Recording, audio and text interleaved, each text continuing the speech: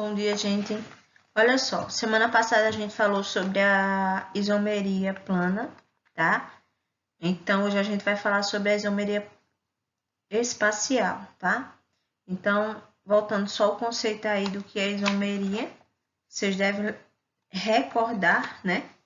Que a isomeria são dois ou mais compostos que vão apresentar a mesma fórmula molecular, mas vão diferenciar na fórmula estrutural, tá?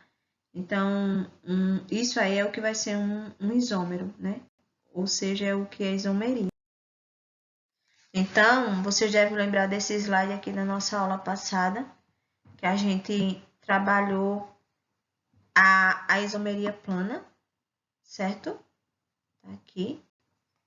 E hoje a gente vai falar sobre a isomeria espacial, que ela é dividida em geométrica e óptica. A isomeria espacial é aquela que pode ser explicada por meio de estruturas, ou seja, formas espaciais planas. Mas não se preocupem que são formas que é possível a gente estar entendendo, tá? Então, a gente vai começar a falar sobre a isomeria espacial. Aqui, ó, perdão aí. Aqui vai mostrar um ângulo de 120 graus, certo?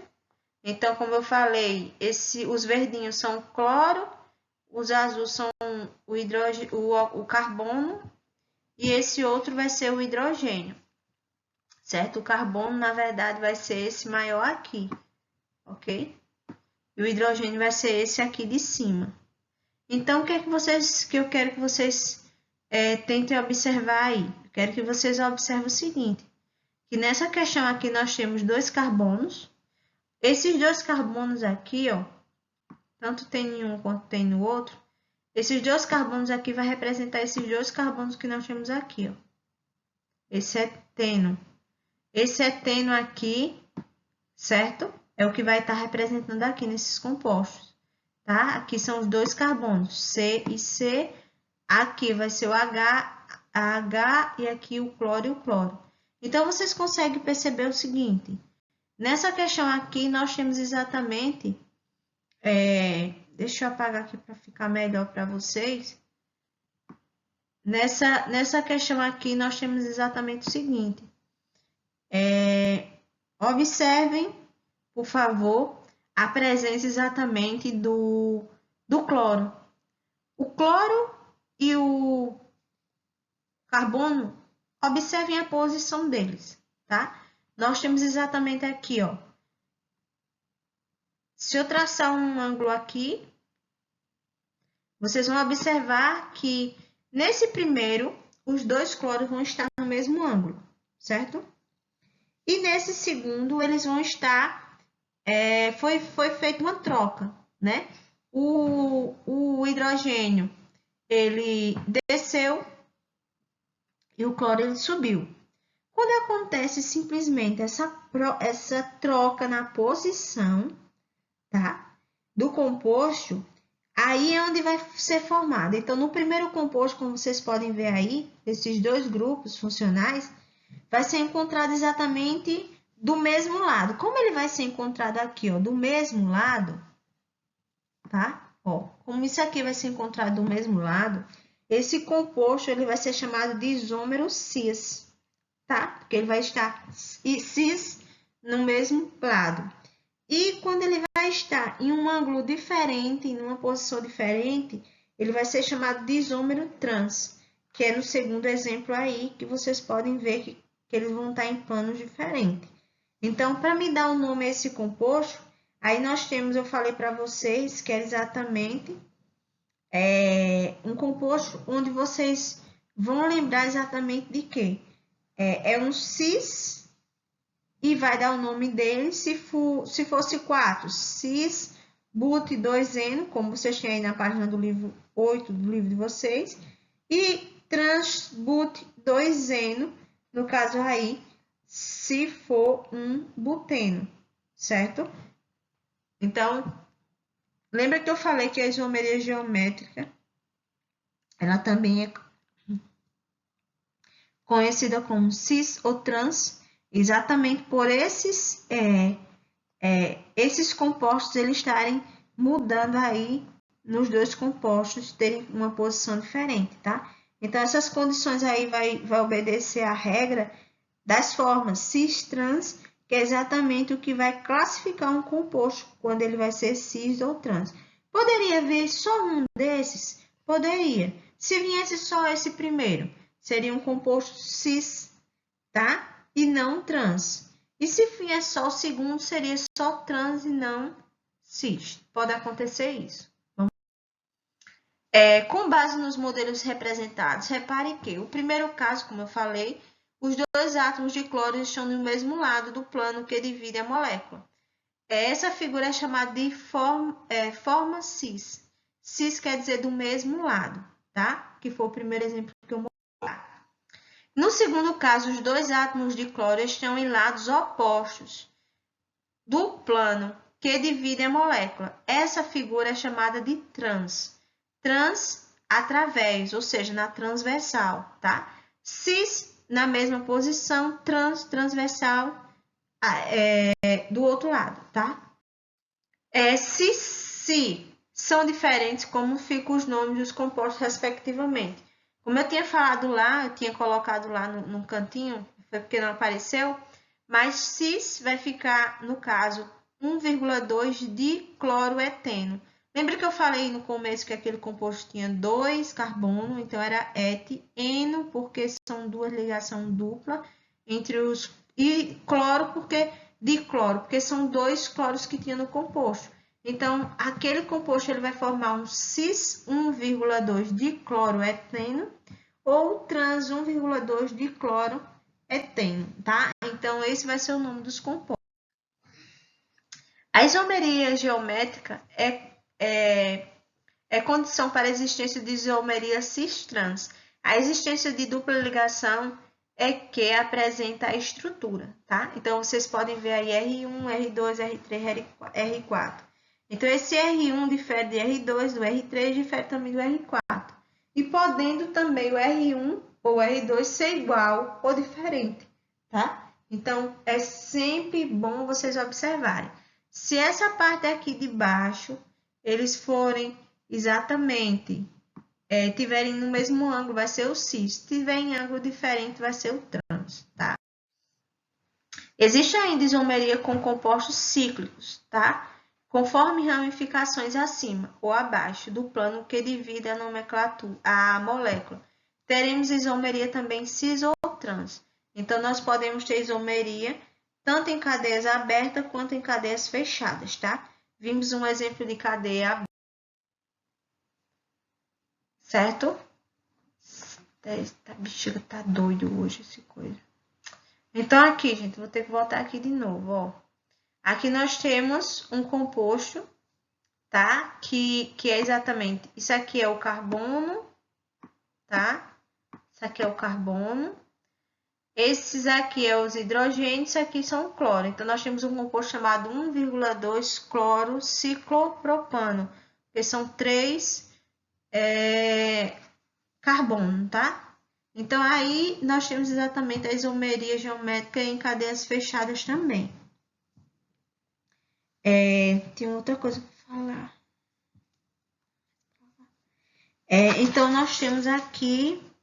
Vocês têm aí na página 9 do livro de vocês, tá? Essa isomeria de cadeias fechadas.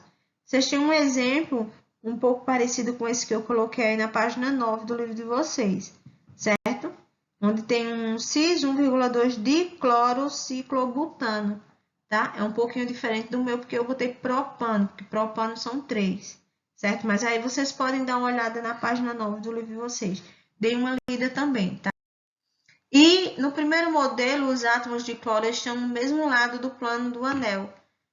É a forma cis. No segundo modelo, o átomo de cloro está acima do e outro abaixo do plano do anel, que é a forma trans. A mesma coisa vocês podem estar dando uma olhada aí no livro de vocês, na página 9 tem isso aí também. A isomeria cis-trans está presente nos óleos vegetais e é chamada de poliinsaturada, devido às ligações duplas presentes nas moléculas, tá? Aqui vocês podem ver um exemplo desses ácidos oleoicos, né? Ácidos elaídicos. E essa fórmula aí desses isômeros também. Os isômeros geométricos, quando aí observamos, imagine, todo mundo já viu aí, margarinas são produzidas visando a obtenção de consistência sólida. O acréscimo de hidrogênio, que é a hidrogenação saturada das moléculas, favorece o aumento do colesterol e triglicerídeos no sangue, como vocês já sabem, mas também mostra aí um exemplo desse tipo de isomeria. Nós temos aí na página 10 do livro de vocês a isomeria óptica. Para compreender por que ocorre a isomeria óptica, vocês vão fazer inicialmente a comparação visível entre a simetria, visto que tal conceito determina, nesse caso aí, é muito importante e determinante para que vocês observem o que eu vou mostrar a vocês agora. Faça o que eu estou pedindo. Primeiro passo. Observe a simetria das mãos de vocês. Observem as mãos de vocês. São iguais? São iguais. Mas, vamos não é possível sobrepor uma mão à outra. A direita em cima da esquerda. Observe, é possível botar a direita em cima da esquerda? Ou a esquerda em cima da direita? Elas são diferentes. A gente viu que elas eram iguais. E agora, se a gente for sobrepor uma sobre a outra, a gente vai ver que elas são diferentes. Ou melhor, elas são assimétricas, tá? Vamos entender o próximo. Este tipo de assimetria é dito quiral. Tá? Imagine que como se fosse um carbono. Esse tipo de simetria entre as mãos, que vocês fizeram, é chamada de quiral. Essa palavra vem do grego, que significa mão. Vamos lá. Perceba que a tentativa de sobrepor as moléculas de ácido lático a fim de obter compostos iguais é frustrada. Observem. Isso aí é uma geometria molecular do ácido lático, certo? Aqui, como a gente fez nas mãos, a simetria é assimetria ou quiralidade. Então, aqui a gente também consegue observar essa diferença. Não é possível formar um composto exatamente igual. Então, isso quer dizer que existem dois tipos de ácido lático. O que é que vocês acham? Sim ou não? Sim ou não? Sim? Não? Bora lá. A resposta é sim. Por exemplo, existe um tipo de ácido lático que é produzido no leite. Já existe outro que é produzido nos músculos, quando nós temos cãibra. Às vezes você está fazendo uma atividade física e você sente uma cãibra. É ácido lático também, mas é um ácido lático que o nosso músculo vai produzir em reação a algum estímulo que a gente faz. Então, é diferente do ácido lático produzido no leite. Então, os ácidos láticos apresentados têm isomeria óptica. Por que isomeria óptica? Tudo começou com Louis Pasteur. Ele estudou propriedades ópticas relacionadas às formas de cristais de sais e âmino de tártaros presentes no vinho. Munido de uma pinça, uma lupa e muitos paciência, Pasteur separou os cristais de sal de âmino, submetendo-os a um feixe de luz polarizada num aparelho chamado polarímetro. Observe aí esse aparelho. Perceba que os cristais têm forma assimétrica. Todos estão vendo. Pasteur observou o comportamento das soluções de ambos os polarímetros. Observem, tá? Aí vamos lá. Ocorre quando? O que essa isomeria? Já foi falada, mas aí é só para vocês entenderem. Lá na página 10 do livro de vocês têm esse experimento aí no livro de vocês. Onde ele observa aí, vocês têm aí os feixes de luz que vibram no número infinito, tá? E em direções, vocês podem ver aí várias direções, né?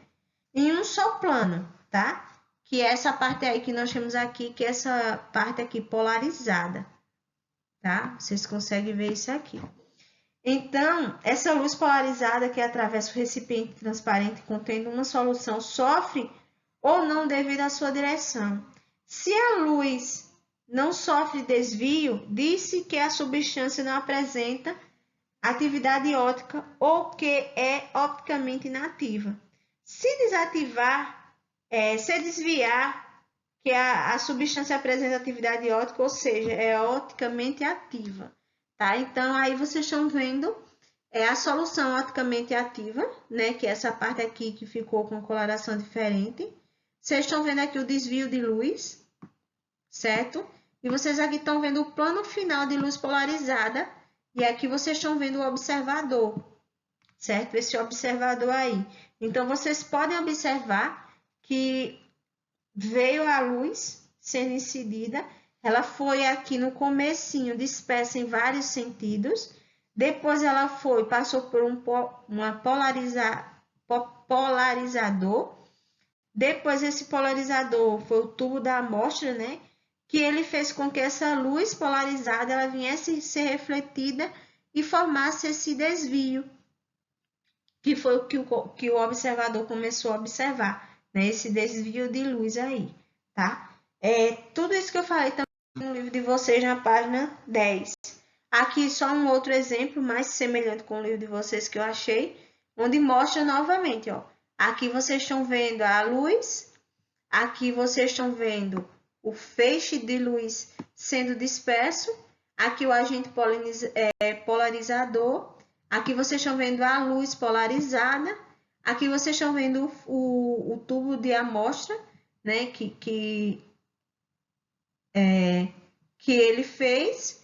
Aqui vocês estão vendo a luz polarizada sendo desviada e aqui a análise depois de todo esse processo que o observador estava fazendo. Então, tudo isso ele fez aí.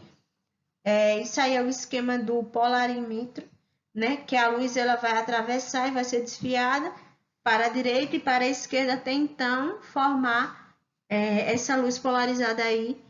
E o analisador ele vinha observar tudo isso, que foi o que esse cara ele conseguiu observar. Então, isomeria, nós dizemos que as amostras de sais de tártaro testadas por Pasteur são opticamente ativas, pois desviam a luz polarizada para a direita ou para a esquerda, como vocês observaram no esquema anterior. Então, lembrando que Pasteur separou os sais em dois grupos. Qual o comportamento frente à luz polarizada? A amostra que desviou a luz para a direita chama-se dextrogira, que é positiva, e para a esquerda levogira, que é negativa. A mistura de ambos não desvia a luz e Pasteur chamou as misturas de racêmica, tá? O que seria essa mistura racêmica? É a denominação de uma mistura de 50% de dextrogiro e 50% de levogiro. Então, a mistura racêmica ela é opticamente inativa, tá? Inativa porque ela vai ter 50% de cada um, tá? Desoctogiro, que foi para a direita, e o levogiro, que foi para a esquerda. Página 10, segundo parágrafo do livro de vocês. E em 1815, Biot descobriu que muitas outras substâncias, como açúcar, café, tinham esse comportamento ativo opticamente, né? Então, tinham exatamente 50% de uma e de outras substâncias. Então, algumas moléculas eram consideradas ativas e outras inativas, nesse caso aí, foram as inativas. Hoje se sabe que tal comportamento é devido ao carbono ligado a 4 grupos diferentes entre si, carbono assimétrico ou também chamado carbono quiral. Voltando aí o ácido lático, vocês podem observar aí a fórmula. E nessa fórmula aí, esse exemplo aí, está mostrando a quiralidade e a consequente, que é na ativação óptica.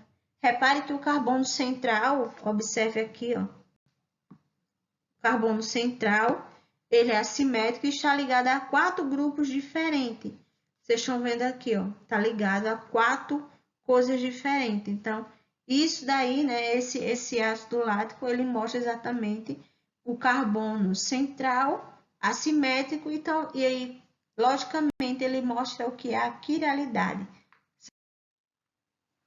Atenção, uma mesma molécula pode apresentar mais de um carbono assimétrico, o que multiplica a quantidade de isômero óptico para uma mesma fórmula molecular. Observe o exemplo. Esses exemplos aí todos do ácido lático, certo? Então, como fica o nome dos isômeros de ácido lático? Com desvio para a direita, vai ser chamado ácido 2-hidroxipropanoico. Com desvio para a esquerda, ele vai chamar ácido 2-hidroxipropanoico, tá? Concluindo, para conhecer o comportamento químico de uma substância, muitas vezes basta suas formas moleculares ou estruturais planas. Há, porém, moléculas especiais que originam isômeros. Esses podem apresentar, além de comportamento químico diferente, pode também apresentar comportamento fisiológico esperado. Então, aí vocês observem novamente um carbono assimétrico, tá? Então, vamos lá agora. Vocês tinham aí na página 13 do livro de vocês, tá? Tudo isso que eu falei, esses exemplos, tá tudo aí se vocês, são poucas as páginas, vocês dêem uma lida com muita atenção no livro de vocês para complementar. Estamos com 20 minutos de aula, vocês ainda têm mais 30 minutos para estar resolvendo essa atividade, tá? Então, nessa atividade, primeira questão, o que é que vocês vão fazer? Dos compostos listados, assinale quais, então é mais de um. Apresenta isomeria geométrica. Então, letra A, but 2-eno, but 1-eno, B, C, 2-cloropenteno 2-eno, D, ácido butenoidioico, E, 1,2 diclorociclopentano e F, 1,1 dimetilciclobutano. Como é que eu vou saber quais deles vão apresentar isomeria geométrica? Desenhando, fazendo. Então, simplesmente vocês vão chegar e não só vão marcar um xizinho, tá? Nós vamos ter aí 4 alternativas corretas, mas pelo menos tentem 2 dessas alternativas, vocês tentem 2 dessas fazer. Eu espero que todos tenham conseguido chegar até o final do vídeo. No final, eu vou estar perguntando, no final de tudo isso, quando tudo isso passar, eu vou estar fazendo algumas perguntas. Aqueles alunos que estiverem conseguindo assistir todos os vídeos até o final, e eu fizer perguntas e eles souberem responder sobre isso, eles vão ter uma pontuaçãozinha a mais, tá? Então, vocês têm que representar. Primeiro, letra A. Se é verdade, vocês vão marcar um X. Mas represente esse but 2-eno. Aí no livro de vocês, but, vocês lembram que é 4. 2-eno, tá? Quer dizer que no carbono 2 tem uma ligação dupla, tá? Tentem fazer aí. Na segunda questão, ele quer exatamente essa representação. Ora, se ele está querendo aí Só que aí na segunda questão ele diz assim, dos compostos da questão anterior, que é a questão letra A, representa as estruturas cis e trans dos que apresentam isomeria geométrica, que são, ele já deu a resposta, né? Então, ele deu aí a resposta letra A e letra B, que foi exatamente da letra A, que são as corretas. Então, ele quer que você represente o cis e o trans desses dois compostos. Então, eu vou tentar fazer aqui, se isso aqui não sumir. Se sumir, eu explico depois. Vamos lá. Cuidado, viu? Então, olha só. Aqui nós temos letra A da segunda questão, tá? Segunda questão, letra A. Olha só, o que que ele quer que vocês façam? But2eno. Lembra que eu falei no começo? Eu tenho que pegar sempre o carbono e fazer isso, tá? Porque eu tenho que fazer isso. Porque é uma questão mais geométrica e para que aconteça isso, eu tenho que sempre fazer essa ligação aqui. Depois eu vou botar o hidrogênio. Um aqui, aqui, aqui. Eu vou colocar aqui um H e aqui outro H, certo? Não é but, então é CH3, tá? E aqui vai ficar